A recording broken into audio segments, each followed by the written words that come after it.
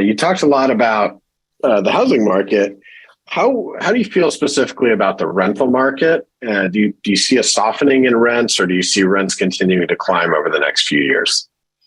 We look back at the early 1980s when the Federal Reserve was very aggressive in raising interest rates, just like in a sense, something like today. During that time, mortgage rate actually went up to 18%, believe it or not, 18%. And you would think that, okay, what happened to home prices? Home prices actually held on. It actually increased. And why did it increase? Because rents were rising. So right now, if you are real estate investors, you have had a good run. Rents rising, real estate prices at least having risen strongly the past 2 years. So you came out very fine.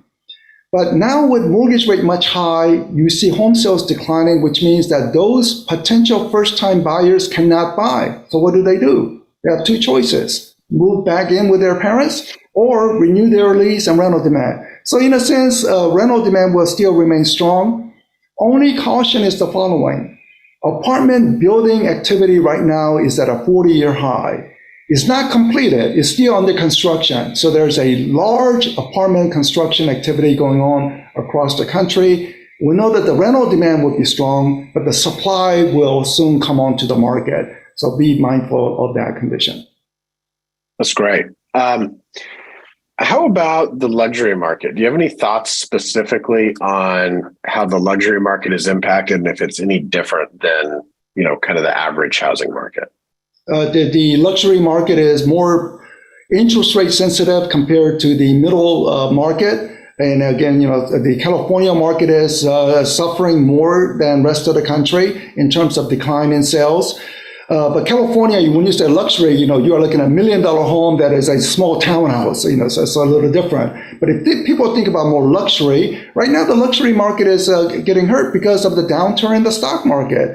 The wealthy individuals have quite a sizable wealth with their stock market, but with the stock market tanking, that's also holding back. But I will say the following. We all have two cars in our garage. Two cars are very normal for American families. I think having two houses, vacation houses, will become a very normal thing for American families in the future, extended families. So easily visualize.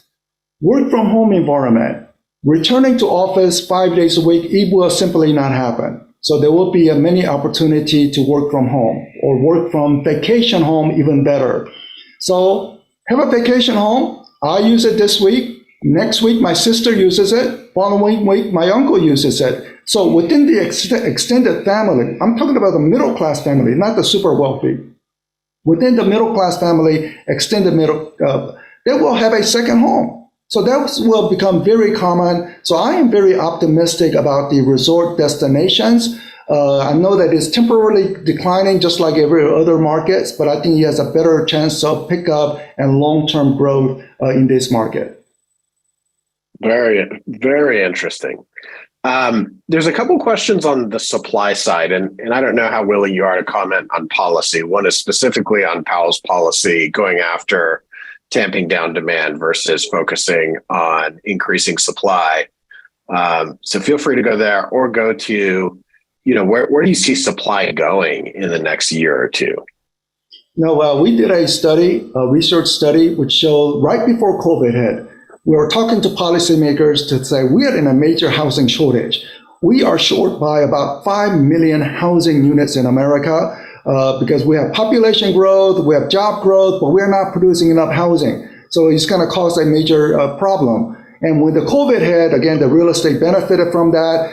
So we had an intense housing shortage at that time. It looks like we don't have that situation at the moment, even though inventory is not there. But once the mortgage rate slightly declines, I think we will again face the acute housing shortage situation. So we have to address the supply. Now, anything that obstructs home builders from building, whether it is a excessive regulation, some of the home builders say, look, all this strange regulation, it's only a rain puddle, but because of the rain puddle, we cannot dig the ground because of environmental regulations. It doesn't make any sense. So we need to consider what the right balance is. or even consider some rezoning conditions, especially where there are large cities, mass transit, maybe next to the mass transit, they could build more condominiums part rather than just single family homes.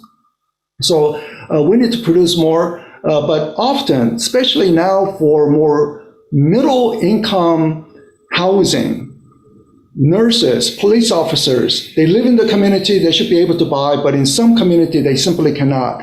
So the only way to make the numbers work is to actually subsidize the construction of those homes. Is it going to be part of the infrastructure spending bill where they carve out to say, yeah, let's build more housing, provide that extra money, or maybe tax credit, provide more tax credit incentive to build more housing, because we need to address this long-term situation on housing supply.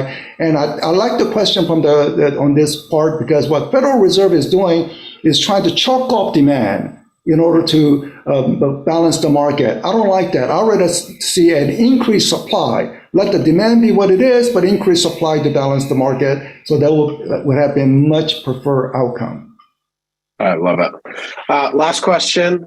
Talk to us about investor activity. Is the U.S. market still a destination for international investors, and where do you think we go with investor activity in the coming months? Domestic investors have been very steady at roughly 15-20% of the market.